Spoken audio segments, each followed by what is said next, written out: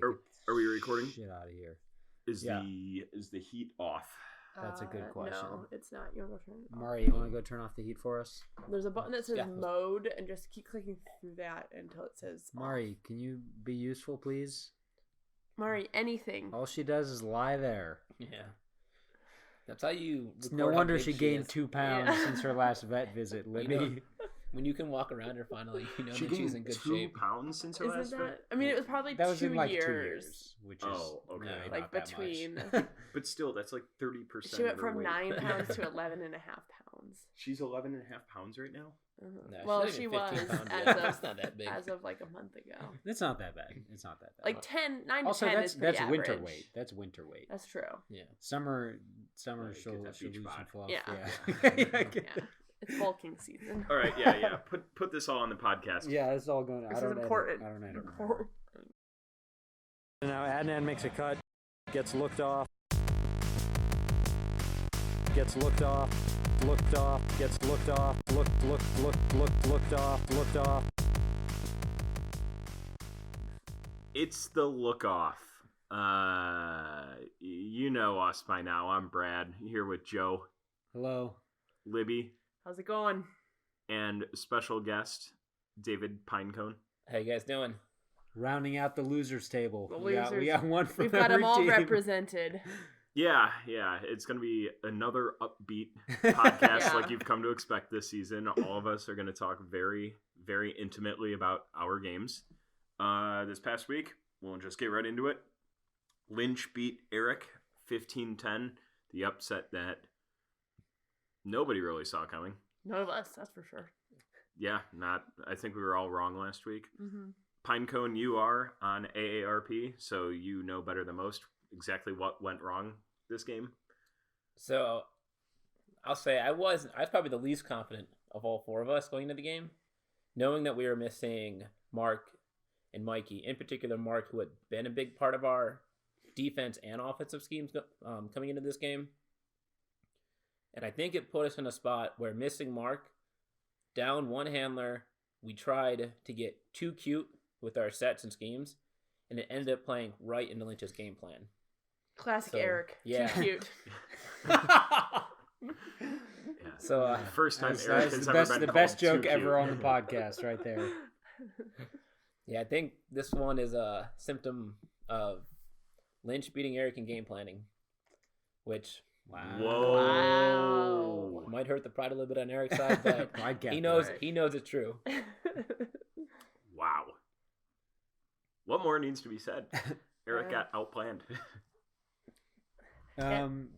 Yeah, I mean, I felt like in addition to Mike and Mark missing, BT, who ended up having to miss last minute, I think hurt a lot just for having like another defender that you can put out there. It kind of forced, Pinecone, Eric, Amir, especially to play a lot more points and a lot more of those long D points that kind of at the end of the game, I think tired you guys out.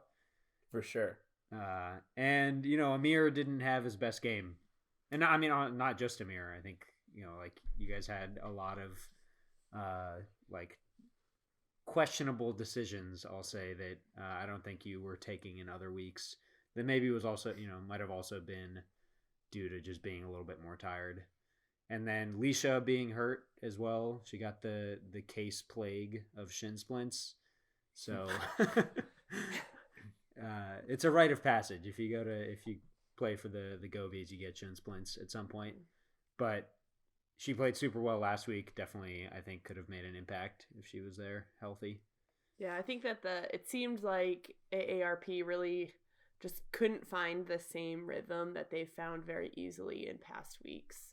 And I didn't really think that the pickups missing people, so I didn't pick anyone up or anything, but I didn't think that the people missing was going to hurt that much.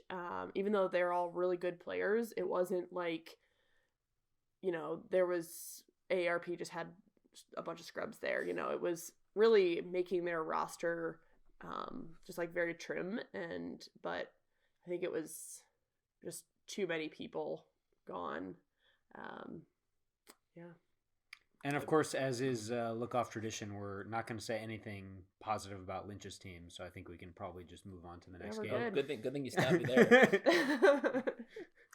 Before we move on, does this change our outlook on either of these teams? I know a lot of people had Eric's team as a lock to win the championship, basically preseason through the first 2 weeks. Does this hiccup make anyone think that they might not win? I don't think so. I think that even though it looked like a very different team this past week, I think that even with the Lynch matchup, I think that they'll probably win that game, 8 times out of 10. Ooh. So you're saying, in other words, they would win 4 out of 5 times, but not that one? Correct. Okay. Well, what if they were to play 20? I think 8 out of 10. Yeah, I mean, I agree. I think it definitely. I'm less confident than I was last week, but I would still pick them. I would still pick them to win if I had to pick right now, which you are making me do. So I will say, as someone who got beat pretty good by them, I think that it is a little bit exciting. It's definitely exciting to kind of see some weakness in the team, and I guess just an early proof that they can be toppled always makes things a little more fun. David, thoughts? I'll talk mostly about Lynch's team here. I do think this week showed that they're not just complete chaos as they go through a week.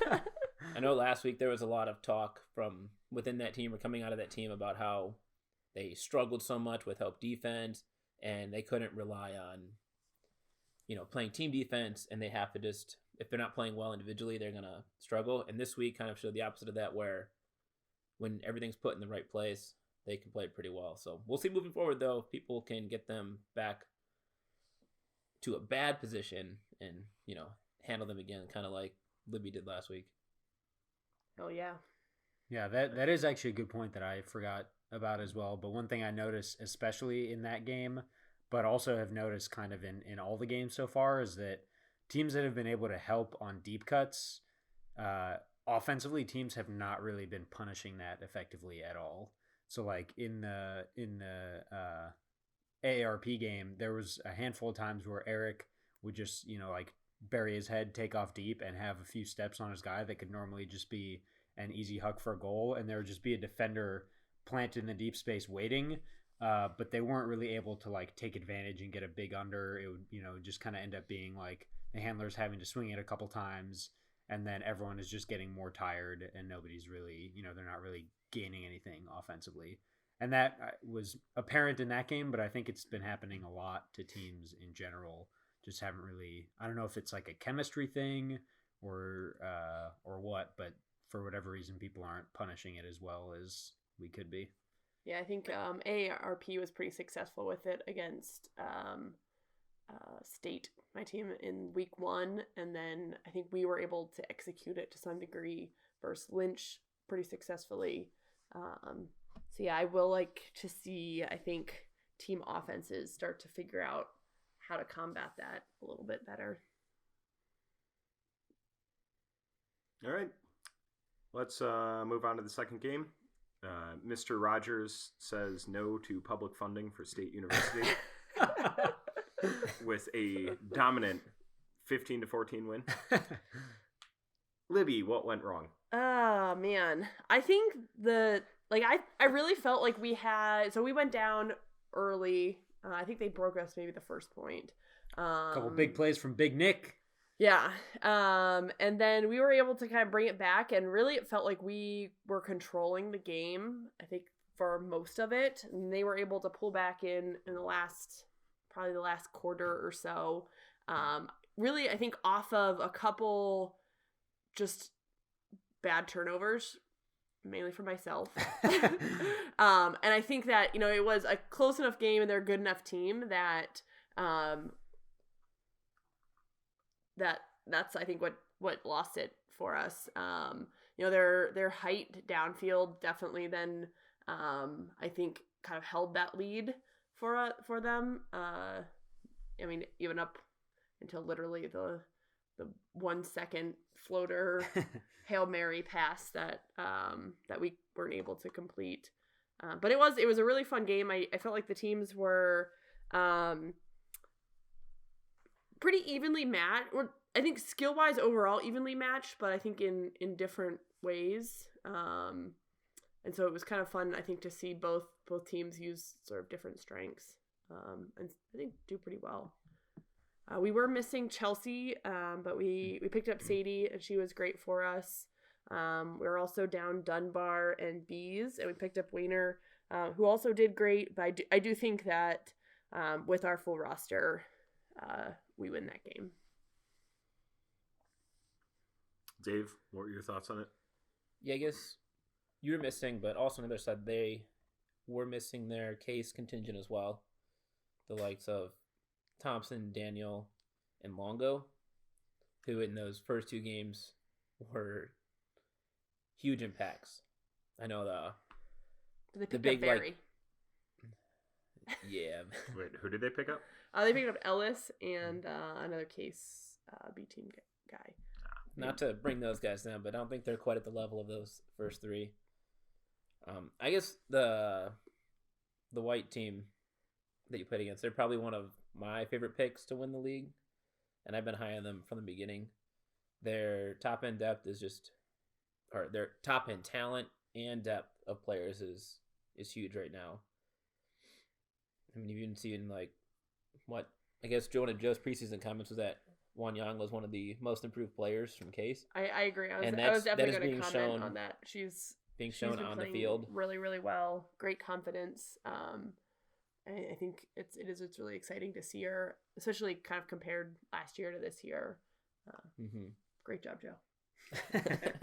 Yeah, and then even on the men's side, Corey and Daniel are your last 2 picks, and I know Corey made at least 1 huge play in that game, and then Daniel the previous week had 3 Ds and 3 goals, and wow. one or two of those was bookends and made on Mitch. Sorry, Mitch. I know you won't listen, but did Corey prove definitively that he is better than Kevin? Well, I think taller. That was definitely brought up at one point. Who's better is a much tougher. Well, actually, it's just the height might be tougher to decide, considering they've been arguing about it for about 12 years now. But yeah, I mean, I agree. It was a very exciting game, and I unfortunately have to agree with Libby that her turnovers late in the game kind of put their team in a tough spot, because they were definitely in a position to just hold out and win. The first person on the podcast to make a late game error cost them the game. Yeah, it's never happened before. Never seen it. So I think going into the season, we all kind of had Abby Geib's team, Lynch's team, and Eric's team as the top 3 teams in the league. I believe that's the way the power rankings ended up shaking out, right? Maybe Potts is up there. I don't remember. I think preseason you're right along. Preseason, those 3 were the top. Yeah, that I remember that being the consensus. I don't know if we've said that on here. Do we feel any differently about those teams? I mean, the Mr. Rogers Neighborhood is currently the only undefeated team, so it's happened before, but they're basically a lock to make the playoffs at this point. They'd have to lose out probably, and some other things would probably have to shake out. But yeah, that's not going to happen. So they're basically a lock. I think Eric and Lynch's team also look well. We'll see. I don't know. I mean, if you're talking purely though on Tokar, we need you to post your probabilities, I think is what we're saying. Yeah, Tokar, where are you at? So. We shouted you out last week, and this is how you repay us. I will say a notable thing. We had case guys missing this past week. We're getting back into like the college season, so I think things will be maybe a little bit more variable here in the next couple weeks, just with teams, rosters looking a little bit different each week, just with tournaments and players and coaches gone. Absences have always been and always will be the MVP of the league. Yeah. And I mean, the Abby Geib's team also still has to play AARP, Lynch's team, Potts' team, and Checkai's team, who Charcoal Checkai's team kind of maybe at first on paper didn't look like they're that great, and they've kind of really put together a couple strong wins now. Strong as in how they eye test out on the field. But they also haven't seen any of those top teams. Yeah, True. I don't think they had any competition this week.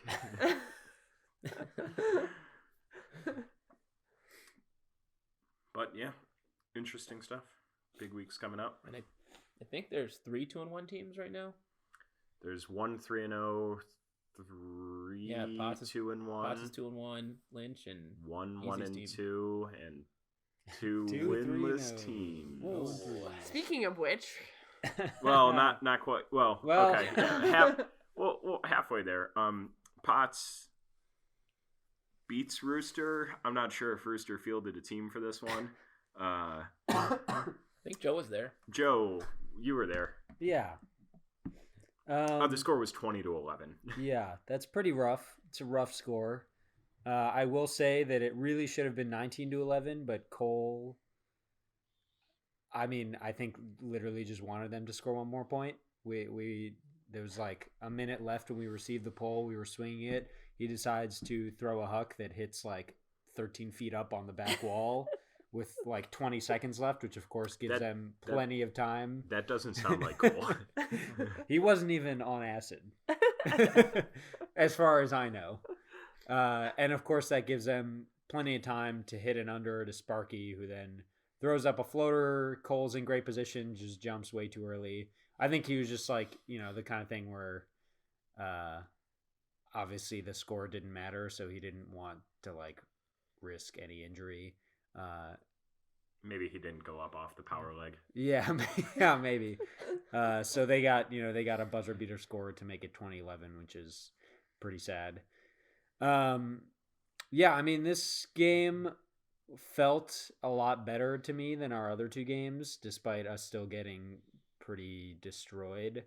The game was pretty close until the last like 15 or so minutes when they just scored a bunch in a row.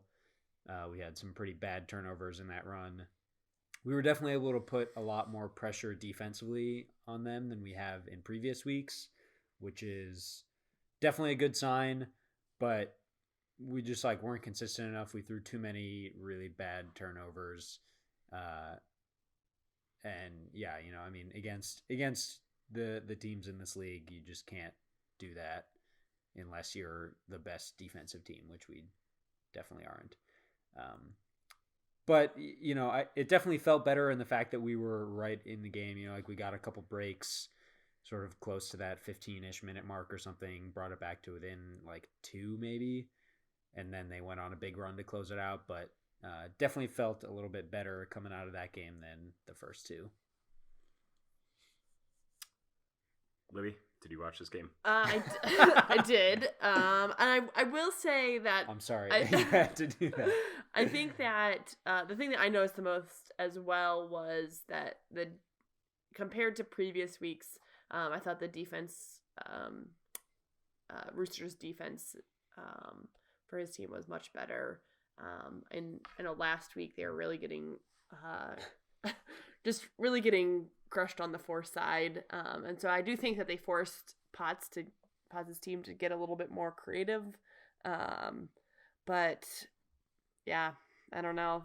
It's just not a whole lot of upfield movement for Blue, unfortunately. Yeah, definitely. I think we struggle when we don't have, especially Cole, on the field. He's kind of the only person that's been able to consistently get open downfield. It's definitely been tough. I think we've struggled also to like make the adjustment because everyone's kind of used to being able to just look upfield at cutters and someone will eventually get open, and it's not happening consistently, and we're not quite adjusting to that quickly enough, I think, but we'll get there slowly. We got to get there this week because we'll We'll talk about that later. This week is a big game for us, though. I'll say that. Big game. Pinecone, what were your thoughts on this? Yeah, I mean, Teal still just looks like they're a few steps away from being Their in first this. win. yeah. Game. Maybe any win all year.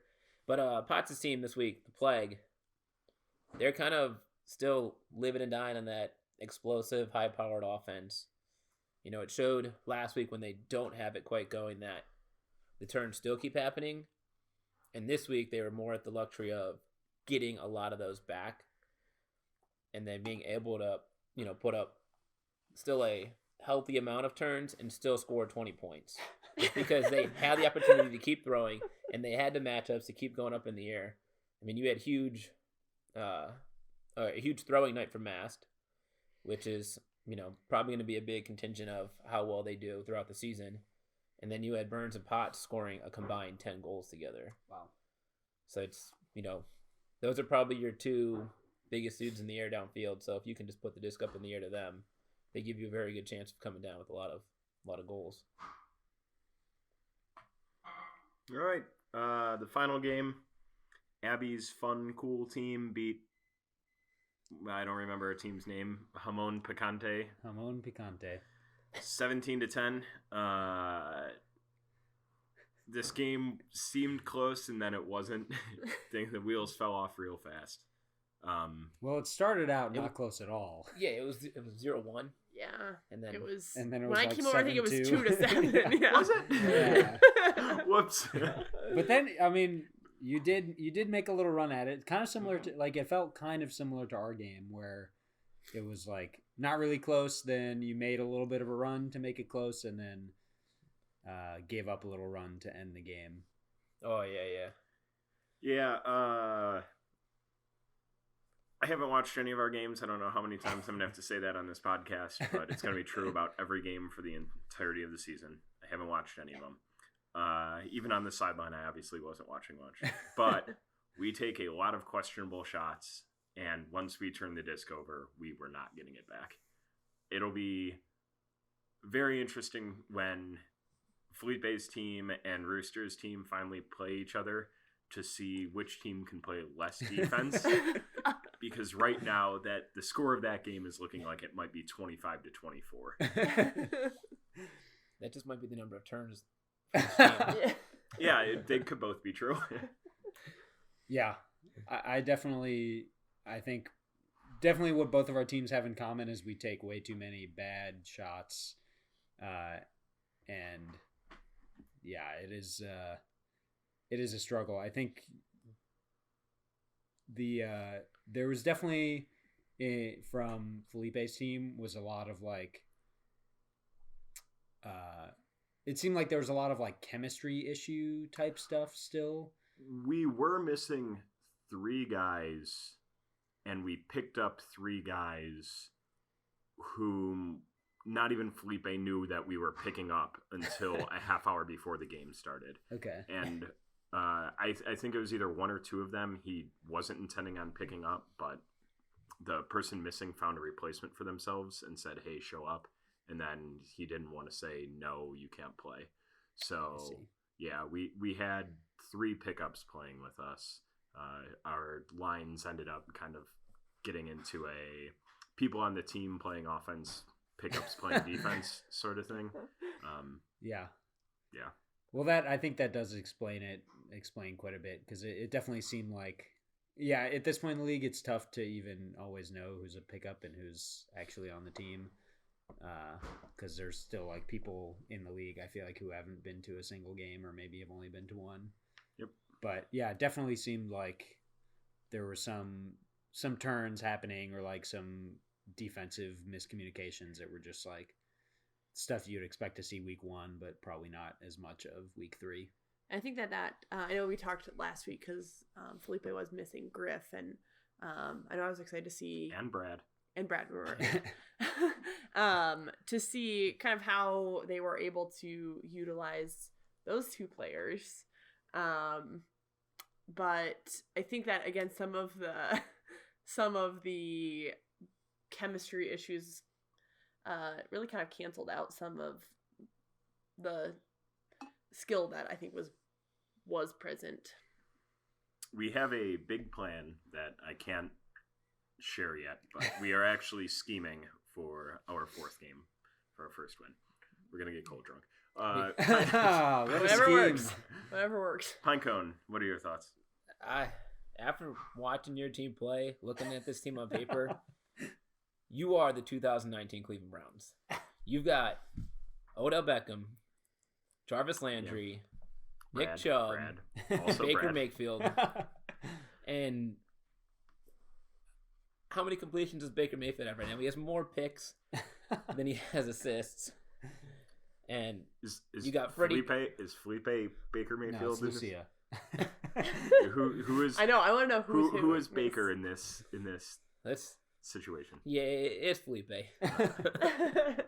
Felipe also is Freddie Kitchens, the coach. Seems to either not have a game plan or be abandoning game plan after about 4 points. But it does not seem like things are going in the right direction for you. That being said, your roster is extremely talented. And if somehow this week kicked it off and you started winning, this team could definitely win 4 games in a row. I'm not going to say that there's a person who's locker room cancer, but I am going to say that I've been causing a lot of issues behind the scenes. Very openly blaming my teammates for not being good enough. I do also think I think you've maybe, at least especially this past week, I felt like a couple players stood out as like not getting as involved maybe as they could be, and I think that could be a combination of like chemistry stuff and also just like the fact that you have 4 smokestack players who played a lot together this season, and so they're used to playing with each other.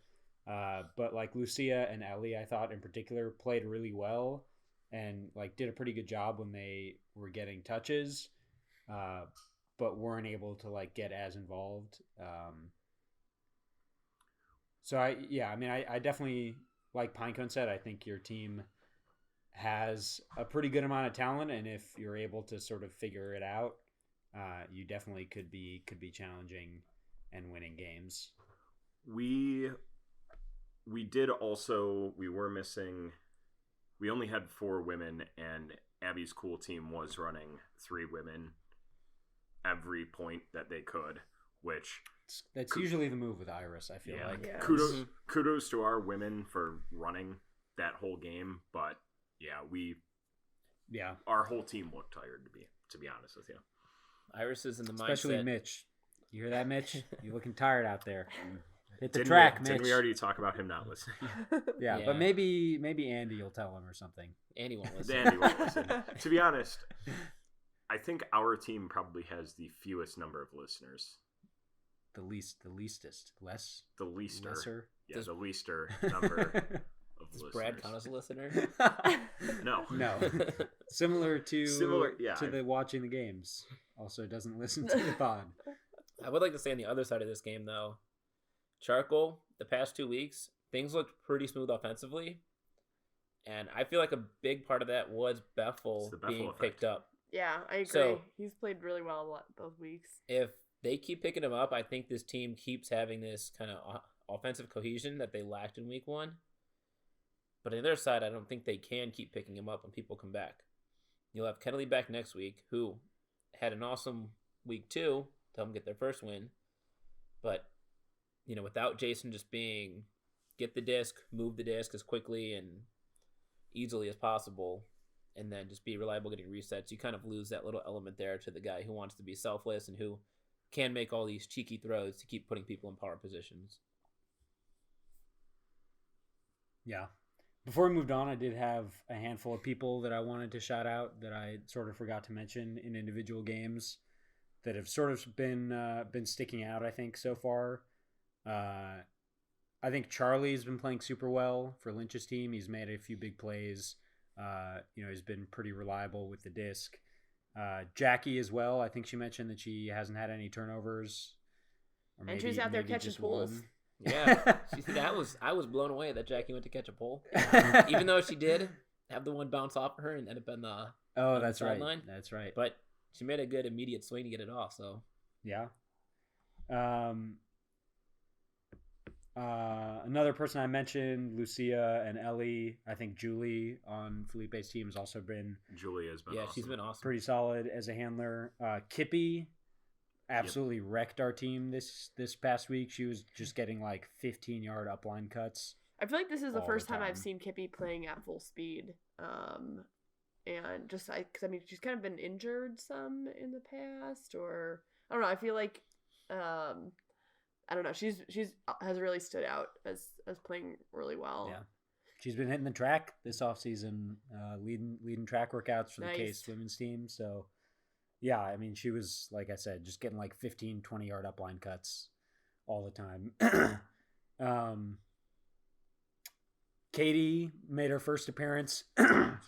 Made her first appearance for our team this week. Was great to have her. Played pretty well. Got a sweet help D on Sparky in our little bit of a run that we made to get within a couple points. So that was great to have.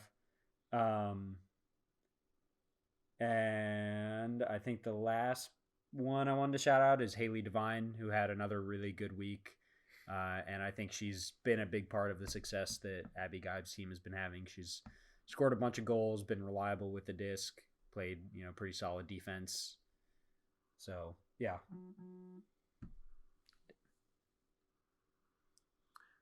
All right. Looking forward to this week. First game. Game of the week. Game of the season. If you're a person who's not sure whether or not you should come to the first game just to watch and like hang out and be part of the atmosphere, this is definitely the week to stay at home. We have Ramon Picante playing Seattle Mixtape, so the two winless teams, only one can remain. And yeah, whoever wins this game between me and Brad won't be on the podcast next week because this podcast is for losers only. Yep. So this is going to be the hardest you've ever seen me try it all. Yeah. Let's Libby. Who do you have in this game? Who do you like? Is anyone gone? Is there any mass event going on this weekend? No, not this weekend. So both teams will be having their whole roster there. Yeah. I think I'm gonna go with Felipe. Sorry, Joe, but I think That's okay. I think they're a little bit closer to tying all the pieces together. Pinecone, who do you like? Felipe's team has the talent to win this game, and I think they will.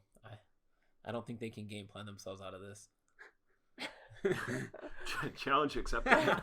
Joe, who do you got? I want to pick myself, but it's tough. Like I have to pick myself. I have to keep it, just like last year. I have to keep it going until I'm in the 8th place game, and I can pick against myself as a way to guarantee I don't get 8th. Speaking of, this might be a little preview of that game, so maybe we won't give away any of our strats, and we'll just take it easy. But it's gonna be saving those big plans for the 7th place game. Yeah, well, that's when it all comes out. That's the where whole we're playback. headed. It's gonna be tough. Like I just don't know how we're gonna guard your team. It's gonna be hard. If history is any indicator, Joe, you don't have to. Yeah. Also, you won't. But in all seriousness, we're gonna win. So. Yeah, I think this is a game where Lynch is gonna make it even on the pick'em, but I don't think it's even. I think your team should be favored by a few points. In an ideal world, who should be doing the commentary for this game? What would make this game at least a little bit entertaining? Well, I feel like you might need to just go with an all-star team. Get Amir. Amir doing the play-by-play and Crump in the commentary. Yeah, and vice versa. Probably vice versa.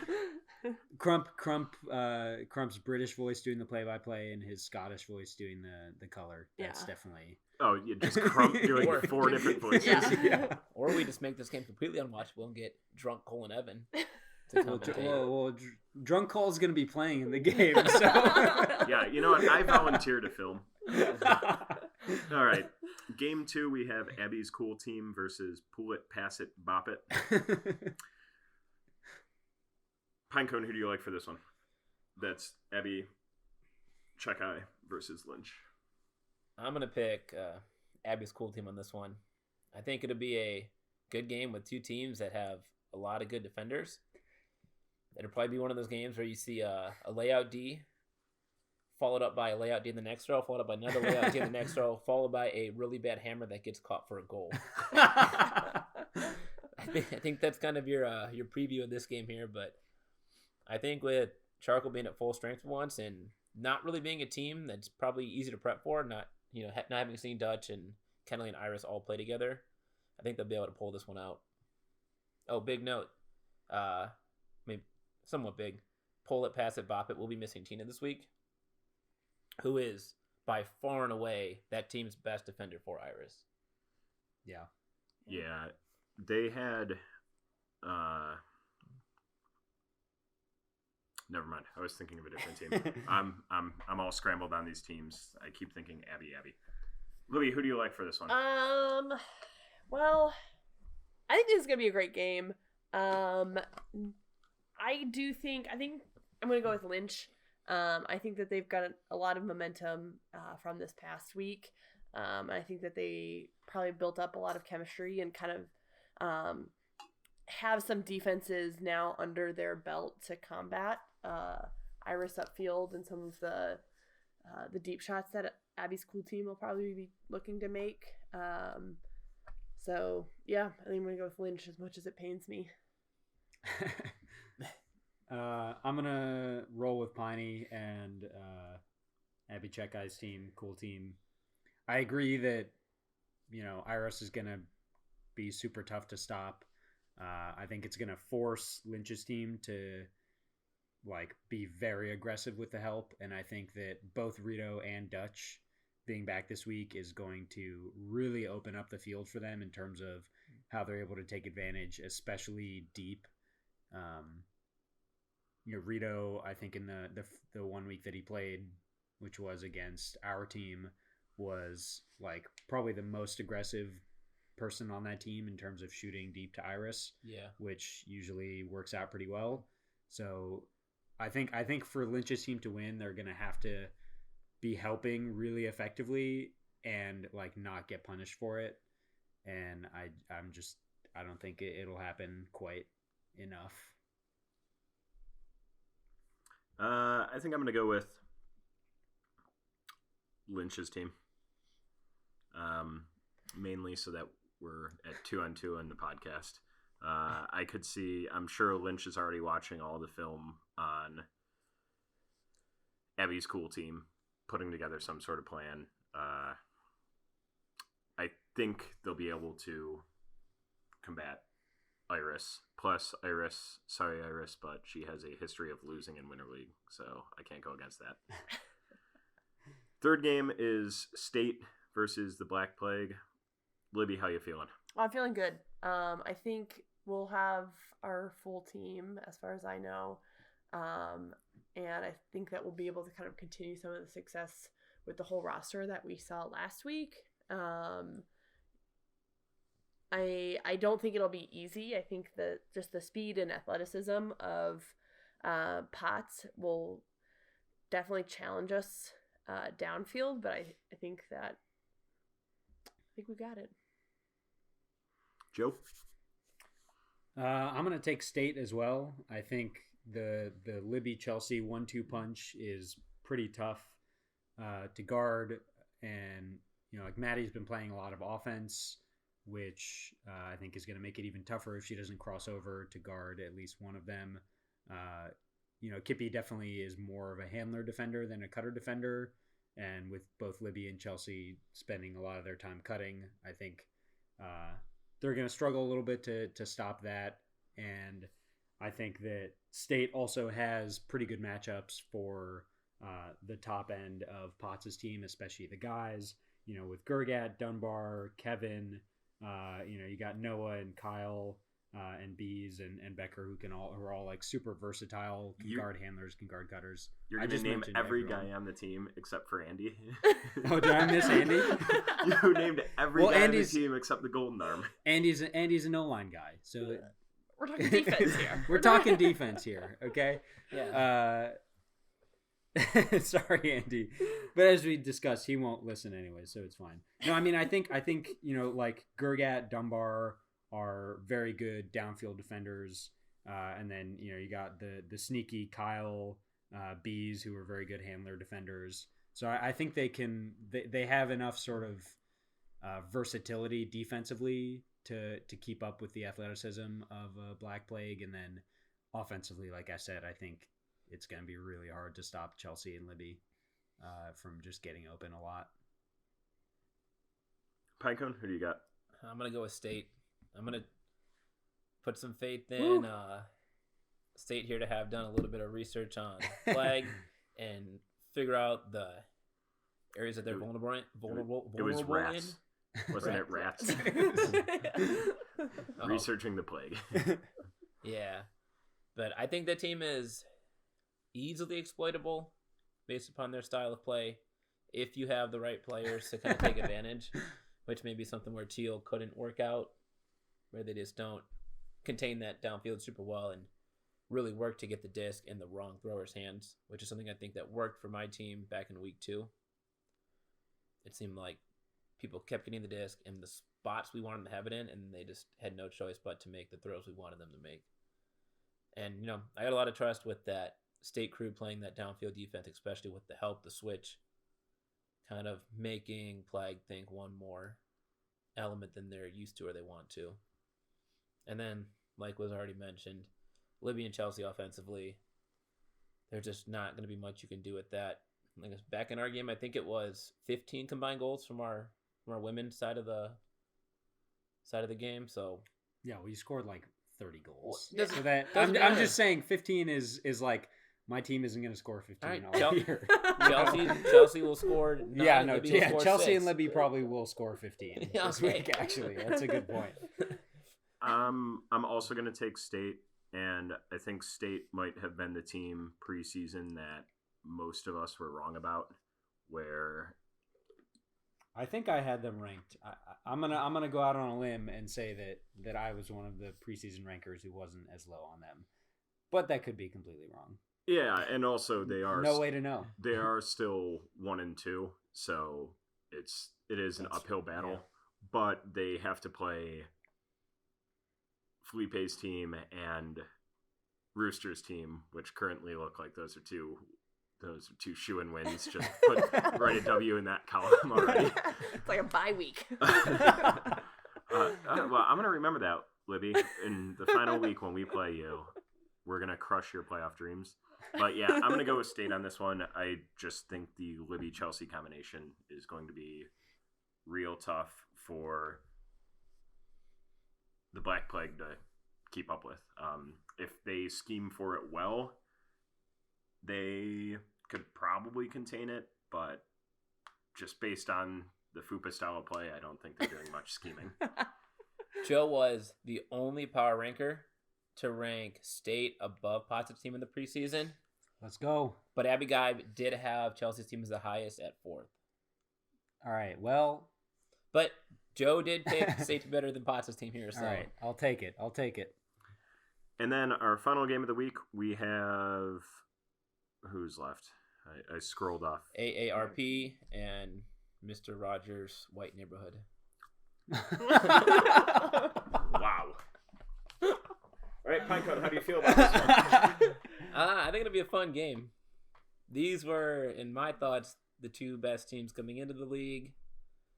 I think Abby Geib's team, has earned their 3-0. They've earned probably the number 1 spot in the power rankings, and they are the favorite going into this week. I think my team will struggle a little bit with covering all the dudes they have. And I think it'll probably be a week that we get back to more junky stuff, trying to mess around and not get stuck in one-on-one matchups against like Falcor and Evan. And then also it'll probably help a ton having a little bit of confusion going on and slowing Haley down a little bit. I think Swag and Lexi have played pretty good D throughout the year. And they may be able to like finally match up against Haley, but I think Haley's still with that size matchup really is hard to cover. Libby, what are your thoughts? I'm going to go with AARP. I still think that they're the strongest team, being back at full strength, or nearly full strength. I think that BT will be out again potentially, but yeah, I think that they'll again be able to plan around it a little bit more, and yeah. I'm gonna agree. I think I do also think this is gonna be one of the better games of the season potentially, but I just think AARP has too much sort of firepower in their depth. Too many, good downfield defenders, Swanee, Dylan, Mike, who can take those, matchups. And I think even just like playing one-on-one can do a pretty good job. I think Mr. Rogers has been pretty aggressive hucking, and you guys have been pretty good at defending hooks. So, I think that's another area where you'll be able to take advantage. And, while I agree that, like the women for Mr. Rogers have been playing super well, I think the flip side of that is that the AARP women have, I think, are faster. I think the Mr. Rogers is just, they've been timing their cut super well. They've been taking advantage of sort of the strengths that they have. Haley skying people, Abby getting open a ton in the handler set. Wan Young doing, being versatile, doing a little bit of both. But, like Swag, Lexi, super fast, Leisha, super fast. I think it's going to be tough for both.